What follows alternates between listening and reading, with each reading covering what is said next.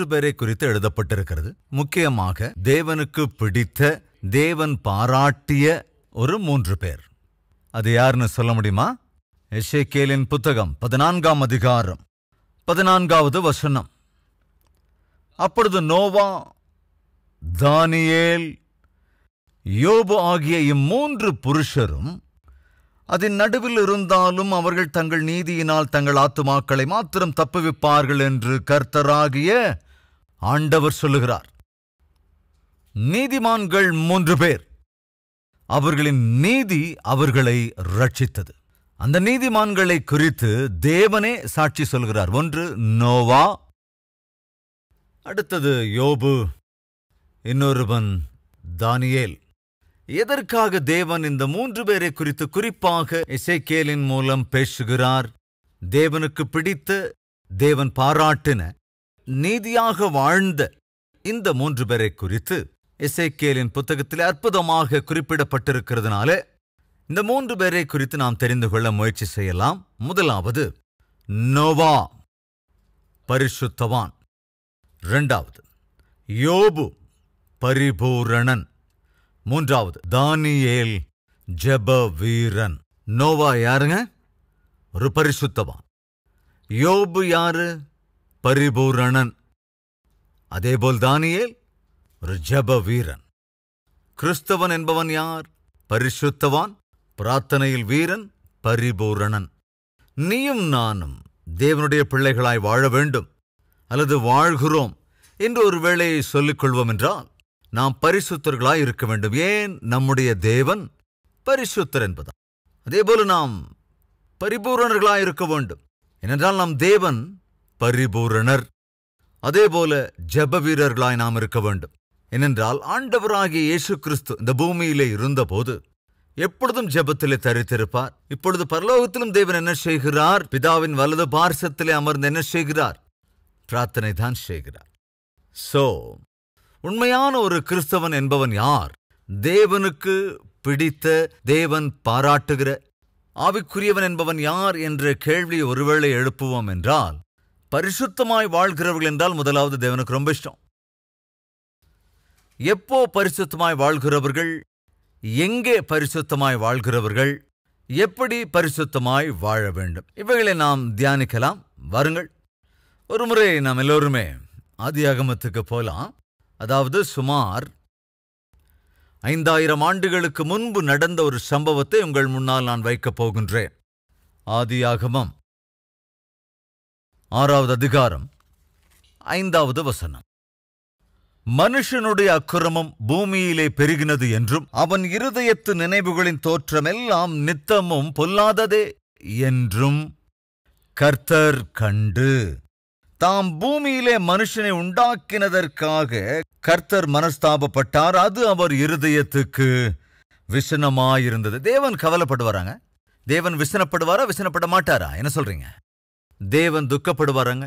S, துக்கப்படுவார். எப்போ? உனக்குள்ள பாவத்தை பார்க்கிறப்போ, உன்னில் பரிசுத்தம் இல்லாத வாழ்க்கையை தேவன் பார்க்கிறப்போ, உனக்குள்ள இருக்கிற பரிசுத்தம் இல்லாத யோசனைகளை தேவன் பார்க்கிற போது, உன் வாயில் வரும் பரிசுத்தம் இல்லாத வார்த்தைகளை தேவன் கேட்கிற போது, உன்னுடைய சரீரத்திலே பரிசுத்தம் இல்லாத காரியங்கள் நடக்கின்ற போது தேவன் துக்கப்படுவார்.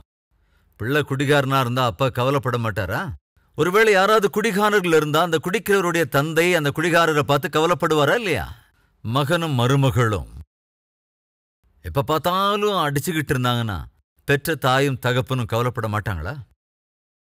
ஒருவேளை சில குடும்பங்கள்ல டெய்லி இந்த மாதிரி தகராறு நடந்துகிட்டே இருந்ததுன்னா பார்த்து தேவன் கவலைப்பட மாட்டாரா? இது என்னைக்காவது யோசிச்சிருக்கீங்களா? தம்பியே, தங்கையே, பரீட்சைக்காக ப்ரிப்பேர் ஆயிட்டு இருக்கீங்க இல்லையா? பரீட்சையில நீங்க பாஸ் ஆனா உங்க அம்மா உங்க அப்பா ரொம்ப சந்தோஷப்படுவாங்க. ஒருவேளை பரீட்சையில நீங்க ஃபெயில் ஆயிட்டா அதே அப்பாவும் அம்மாவும் கவலைப்படுவாங்க. அப்போ உயிருக்குறா நேசிக்கிற தேவனும் கூட நீ பரீட்சையில ஃபெயில் ஆகும்போது அவர் கவலைப்படுவார்ல? அவரும் துக்கப்படுவார். காரணம் என்னவென்றால், தேவன் நாம் எப்பொழுதுமே ஒரு வெற்றிகரமான வாழ்க்கை வாழ வேண்டும் என்று விரும்புகிறார். ஆனால் நாம் தோற்று போக வேண்டும் என்று ஒரு காலம் இயேசு நினைக்கிறவர் அல்லவே அல்ல. அது எந்த விஷயமா இருந்தாலும் சரி. இன்னும் புரியும்படியாவே சொல்றேன். படிப்பாக இருந்தாலும், வளர்ச்சியிலாக இருந்தாலும், வேலையாக இருந்தாலும், விவசாயமாக இருந்தாலும், வியாபாரமாக இருந்தாலும் அல்லது வைத்தியமாக இருந்தாலும் தோற்றுப்போவதென்பது கூடாது. சொன்னதை கவனிச்சிங்களா? அது படிப்பாக இருந்தாலும், வைத்தியமாக இருந்தாலும், வளர்ச்சியாக இருந்தாலும், விவசாயமாக இருந்தாலும், வியாபாரமாக இருந்தாலும் தோற்றுப்போவதென்பது கூடாது. நீ தோற்றுப்போக வேண்டும் என்று தேவன் நினைப்பதில்லை. காரணம், அவர் ஒருபோதும் தோற்றவர் அல்ல. தம் பிள்ளைகளும் தோற்கக்கூடாது என்றுதான் அவர் நினைப்பார். அன்று தேவன் தாம் மிகுந்த பிரியத்தோடு உருவாக்கின மனிதனைக் கண்டு தம் மனதை கொடுத்து தம்முடைய சாயலாய் தம்முடைய ரூபத்தின்படி மனிதனை தேவன் உருவாக்கின போது அவர் எதை எதிர்பார்த்தார்? இந்த மனிதன் தம் சித்தத்தின்படி வாழ வேண்டும் என்று, தம் விருப்பத்தின்படி வாழ வேண்டும் என்று. ஆனால் மனிதனோ தேவனை மறந்து போனான். தேவனுடைய விருப்பத்தின்படி வாழ வேண்டிய மனிதனோ தன்னுடைய விருப்பத்தின்படி வாழ ஆரம்பித்த போது தேவன் வேதனைப்பட்டார். பெற்ற பிள்ளையை தன் கண்ணுக்கு முன்பு தன் இஷ்டம் போல ஒரு வாழ்க்கை வாழ்ந்தால் எந்த தாயால தாங்கிக்க முடியும்? எந்த தந்தையால தாங்க முடியும்? யாராலையும் தாங்க முடியாது. கொஞ்சம் யோசிச்சு பாருங்க.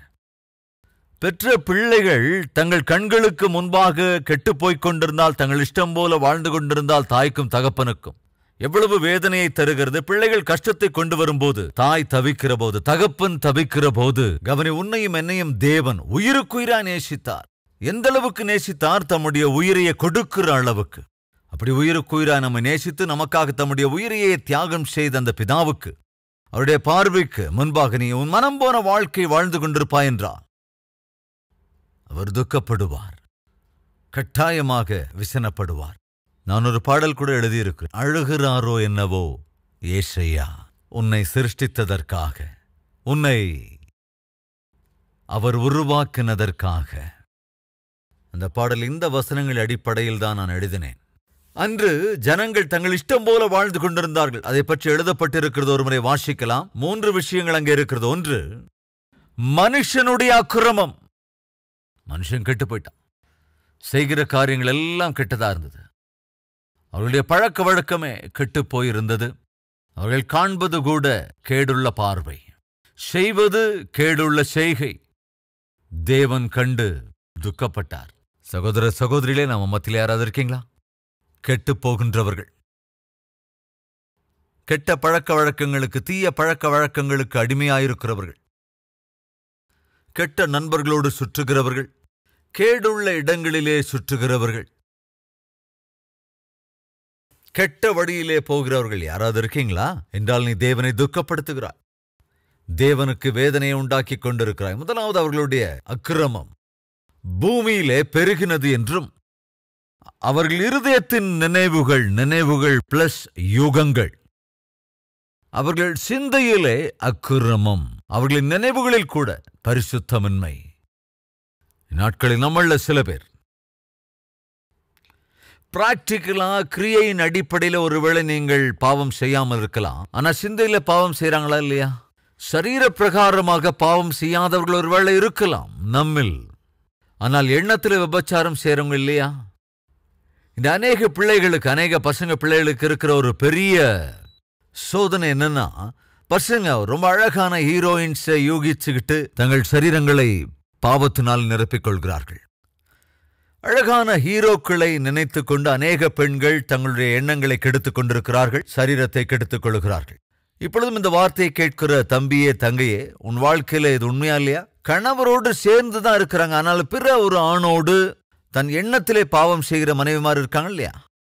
மனைவியோடு குடும்பம் நடத்தி கொண்டிருக்கும் போதே பிற ஸ்திரீயோடு, அதாவது தன் சிந்தையிலே நினைத்து பாவம் செய்யறவங்க இருக்கீங்களா இல்லையா? இப்படிப்பட்டவங்க யாருங்க? கெட்டு போனவங்க. இன்னைக்கு அப்படிப்பட்டவங்க நம்ம மத்தியில் இருக்காங்களா இல்லையா? கட்டாயம் இருக்காங்க. இவைகளை பார்க்கும் தேவன் சந்தோஷப்பட மாட்டார், துக்கப்படுவார். உன்னை சிருஷ்டித்ததற்காக, உனக்காக தம் உயிரையே தியாகம் செய்ததற்காக என்று தேவன் கட்டாயமாக விசனப்படுவார். அது நமக்கு நல்லது அல்லவே அல்ல, அது நமக்கு க்ஷேமமும் அல்ல என்று புரிந்து கொண்டால் நல்லது. இந்த எண்ணத்தால் செய்கிற பாவத்துக்கும் வயசுக்கும் எந்த சம்பந்தமும் இல்லை. காரணம் என்னன்னா, கவனிங்க, வயசும் சரீரத்தை பொறுத்தது. பிறந்த நாள்ல இருந்து உயிரோடு இருக்கிற நாளெல்லாம் நம்ம வயசுல கணக்கு பட்டிக்கிட்டே இருப்போம். இப்ப என் வயசு 20, 30, 40, 50, 60, 70. அவ வயசு எதுக்கு? உன்னோட சரீரத்துக்கு. ஆனால் விசித்திரம் என்னவென்றால், உன்னுடைய ஆத்மாவுக்கும் வயதுக்கும் சம்பந்தம் இல்லை. 70, 75, 80 வயதாகிற போதும் கூட தன்னால் பாவம் செய்ய இயலாத போதும் கூட சிந்தையில் பாவம் செய்கிறவர்கள் இருக்கத்தான் செய்கிறார்கள். ஒரு நாள் ஒரு சகோதரி வந்திருந்தாங்க. ஐயா, எனக்காக கொஞ்சம் ஜெபிக்கணும்னாங்க. என்ன விஷயத்துக்காக ஜெபம் செய்யணும் அப்படின்னு கேட்டப்போ அந்த சகோதரி என்ன சொன்னாங்கன்னா, விபச்சார எண்ணங்கள் தாங்கவே முடியலையா, பாவ பழக்க வழக்கங்கள் என்னை தடுத்து கொண்டே இருக்கிறது, என்னால முடியல. ரொம்ப ஆச்சரியமா இருந்தது. இதுல என்ன ஆச்சரியம்னு கேக்குறீங்களா? அப்புறம் சொல்றேன். இன்று மனிதனுடைய சிந்தையிலே இருக்கிற யூகங்கள், அவன் எண்ணத்திலே வருகிற யூகங்கள் எல்லாமே இன்று கெட்டதாயிருக்கிறது. அது உன்னுடைய வாழ்க்கையில உண்மைதானே? கட்டாயம் உண்மைதான். உன்னுடைய எண்ணங்கள் சரியா இல்லை, அது உண்மைதான். உன்னுடைய சிந்தையெல்லாம் கெட்டு போயிருக்கு, அதுவும் உண்மை. எப்போதும் பாவ சிந்தைகள் உனக்குள்ள இருக்கு, அதுவும் உண்மை. அவைகள் உன்னை ஒழுங்காயிருக்க விடுவதில்லை, அதுவும் உண்மை. பரிசுத்தமாக வாழ விடுவதில்லை, உண்மை. அன்று அந்த சகோதரிக்காக நான் ஜெபித்தேன். ஆண்டவரே, இந்த சகோதரியின் எண்ணம் கெட்டுக்கொண்டே இருக்கிறதா, பரிசுத்தமில்லாத எண்ணங்கள், பரிசுத்தமற்ற ஆசைகள், பரிசுத்த குலைச்சலாக்குகிற விபச்சார இச்சைகள் தவியாய் தவிக்கும்படி செய்கிறது, நிம்மதி இழக்கச் செய்கிறது, பரிசுத்தமில்லாமல் செய்கிறது. உம்முடைய பிள்ளையாய் அனுபவிக்க வேண்டிய சந்தோஷத்தை, சமாதானத்தை அனுபவிக்க முடியாமல் செய்து கொண்டிருக்கின்றது. தயவா இந்த மகளுக்கு இறங்குங்க ஆண்டவரேன்னு நான் ஜெபம் பண்ணேன். இந்த சகோதரி என்ன சொன்னாங்க? என் எண்ணங்கள் ரொம்ப ரொம்ப கெட்டதா இருக்கு, விபச்சார எண்ணங்கள் என்னை அலக்கழித்துக் கொண்டிருக்கிறது. அந்த சகோதரிக்கு வயசு என்ன தெரியுமாங்க? சுமார் 70க்கும் மேல இருக்கும்.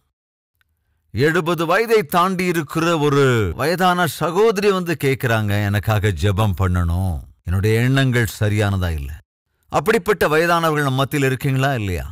60 வயதுக்கு மேல இருக்கிறவர்கள், 70 வயதை எட்டி இருக்கிறவர்கள், இன்னைக்கு கூட உன் கண்ணு ஒழுங்கா இருக்கிறது இல்லையே, இன்றும் கூட உன் கண்களிலே காமம் இருக்கிறதே, இன்றும் கூட உன் எண்ணம் எல்லாம் பரிசுத்தமற்றதாயிருக்கிறதே. வயதாக இருக்கிற போதும் கூட இஷ்டம் போல வாழ்கின்ற வாழ்க்கை, நினைக்கிற எண்ணங்கள் நமக்குள் இருக்கும் என்றால் தேவன் கட்டாயம் துக்கப்படுவார்.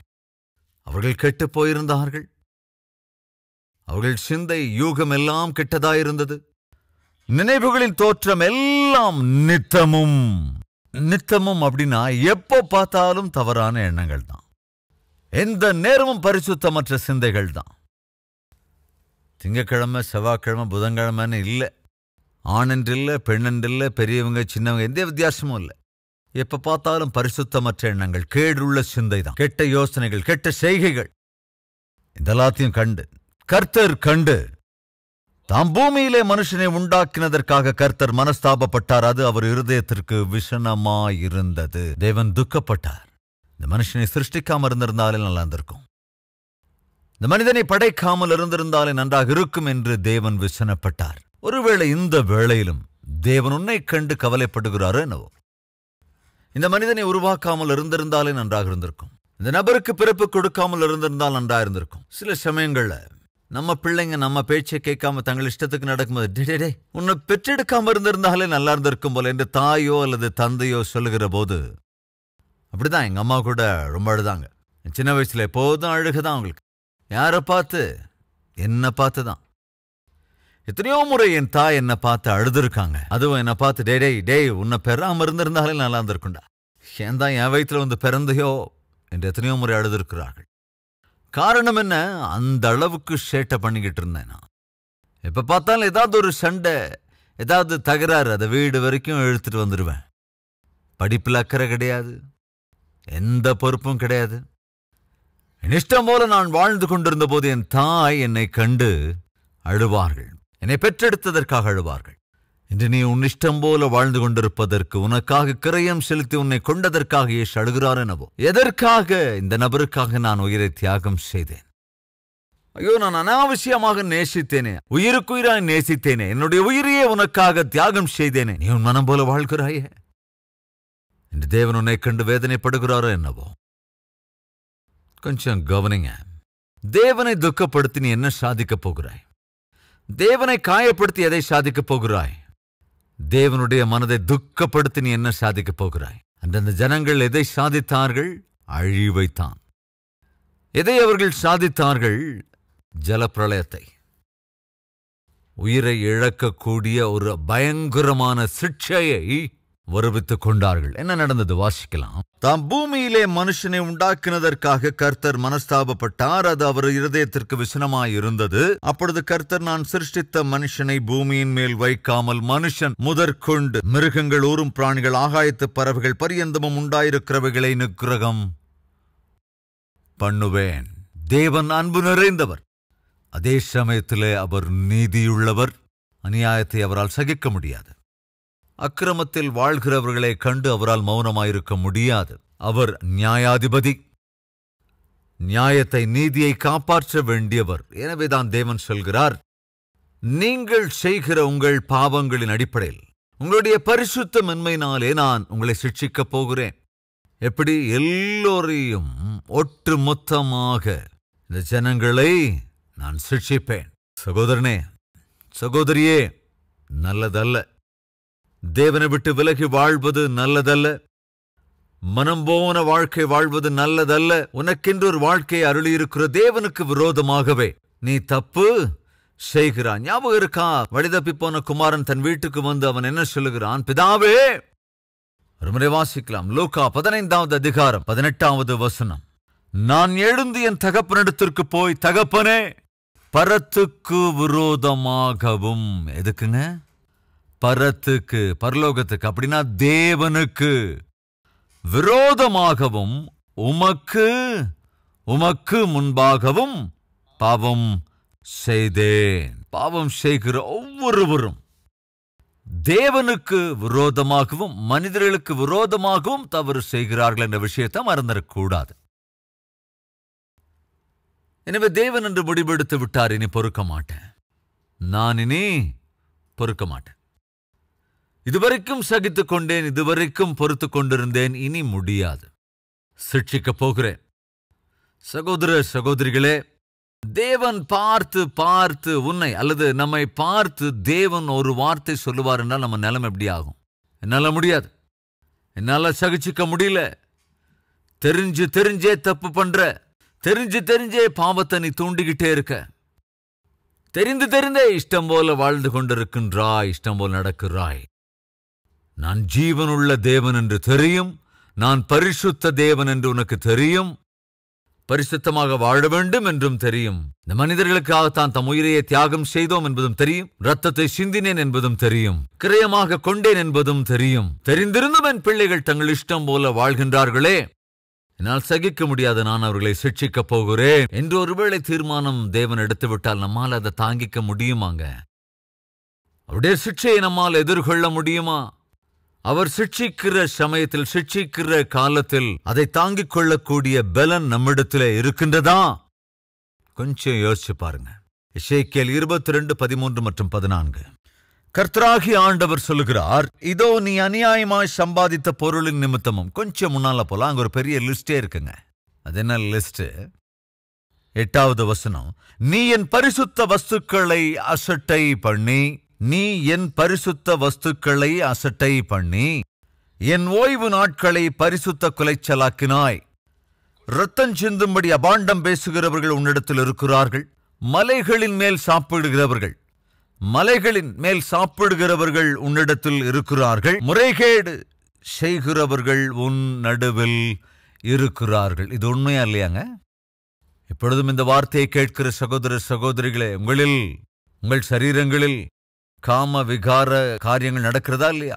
தேவன் சொல்லுகிறார், கவனிங்க, முறைகேடு செய்கிறவர்கள் உன் நடுவில் இருக்கிறார்கள். தகப்பனை நிர்வாணமாக்கினவர்கள் உன்னில் இருக்கிறார்கள். தூர ஸ்திரீயை பலவந்தப்படுத்தினவர்கள் உன் நடுவில் இருக்கிறார்கள்.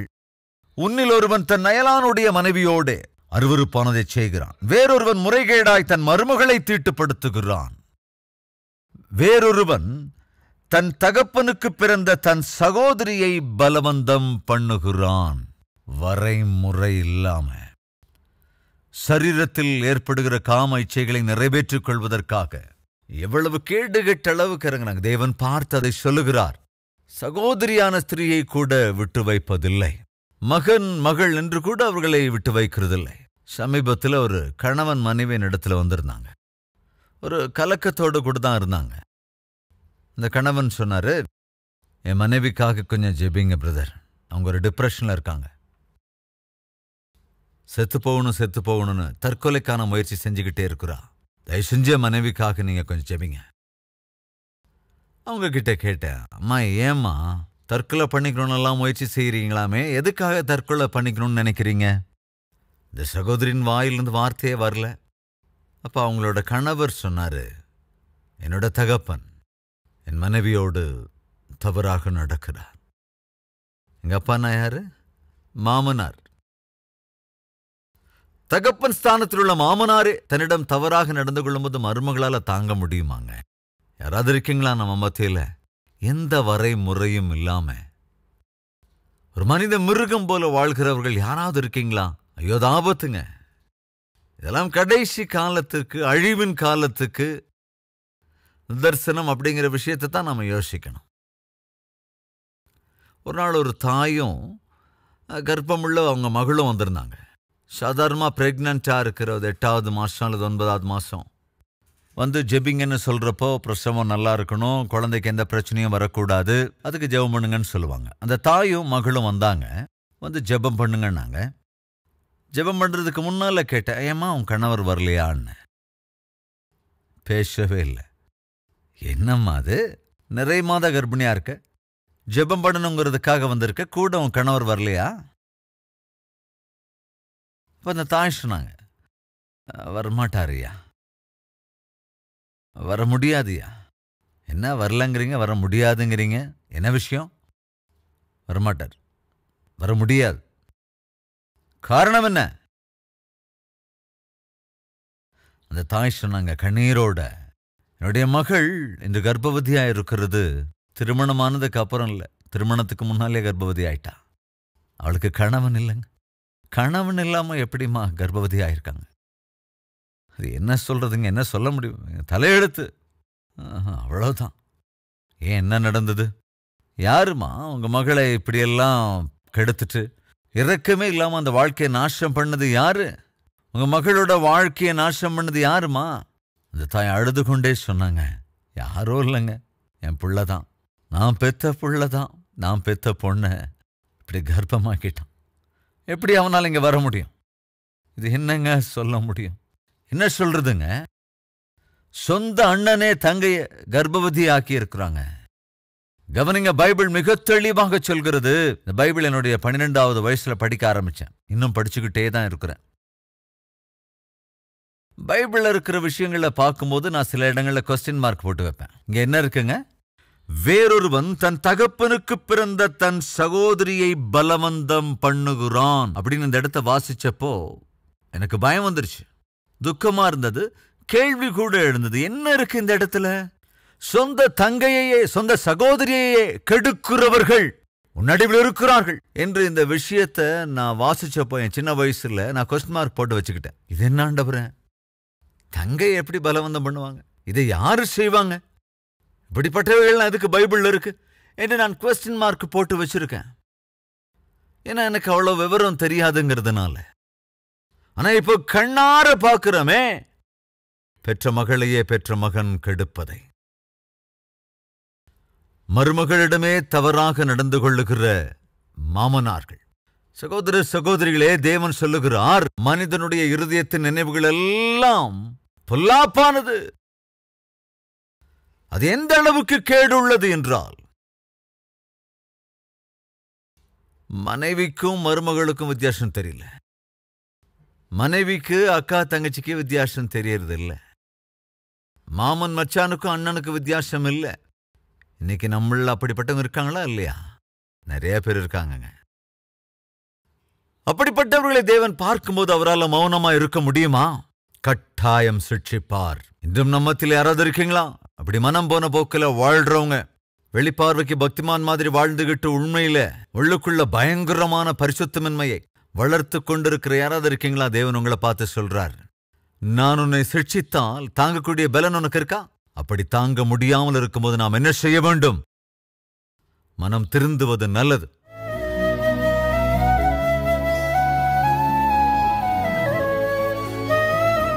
பரிசுத்தமுள்ள பிதாவே, தெளிவாய் திட்டவட்டமாய் என்னோடும் எங்களோடும் ஒவ்வொருவரோடும் பேசியதற்காக நன்றி ராஜா. நோவா பாவம் நிறைந்த சமுதாயத்தில், பாவம் நிறைந்த மக்களுக்கு இடையிலே பரிசுத்தவானாக அவன் வாழ்ந்தான். காரணம், அவன் உம்மை பின்பற்றினதினால், உம்மையே பார்த்து கொண்டு வாழ்ந்ததினால். தான் மட்டுமல்ல, தன்னுடைய பிள்ளைகளையும், பிள்ளைகளின் மனைவிமாரையும், தன் மனைவியையும் கூட, குடும்பத்தார் எல்லோரையுமே நீதியின் மார்க்கத்திலே வழிநடத்தினான். இன்று எங்களில் அநேக பிள்ளைகள் ஆண்டவரே இஷ்டம் போல வாழ்ந்து கொண்டிருக்கிறார்கள். யார் சொல்லியும் கேளாமல் தவறான அடியெடுத்து வைக்கிறார்கள், தவறான காரியங்களை செய்கிறார்கள். தாய் தகப்பனுக்கு தீராத வேதனையை உண்டாக்குவதோடு அவமானத்தை கொண்டு வருகிறார்கள். அவர்கள் நினைவுகள் எல்லாம் பொல்லாப்பாய் இருக்கிறது என்று, அவர்கள் நினைவுகள் எல்லாம் கெட்டுப்போய் கேடுள்ளதாய் எண்ணத்திலே, பார்வையிலே, சிந்தையிலே, நடத்தையிலே கெட்டுப்போயிருக்கிறார்கள். நீர் சிட்சித்தால் இதை தாங்கக்கூடிய சக்தி எங்கள் ஒருவருக்கும் இல்லை ஆண்டவரே. எனவே உம்மிடத்திலே கெஞ்சுகிறோம் அப்பா, எங்களை மன்னிங்க. ஆண்டவரே, யாரெல்லாம் வரைமுறை இல்லாமல் பொறுப்பற்று வாழ்ந்து தங்கள் சரீரங்களை கெடுத்துக் கொள்கிறார்களோ, அவர்கள் தங்கள் பாவத்தை அறிக்கை செய்கிறார்கள். கண்ணோக்கி பார்த்து மன்னிங்க ஆண்டவரே. மன்னித்து உம்முடைய பிள்ளைகளா எங்களை நடத்த வேண்டும் என்று எங்கள் ஒவ்வொருவரையும் அர்ப்பணித்து இயேசுவின் நாமத்தில் ஜெபிக்கிறோம் பிதாவே, ஆமென்.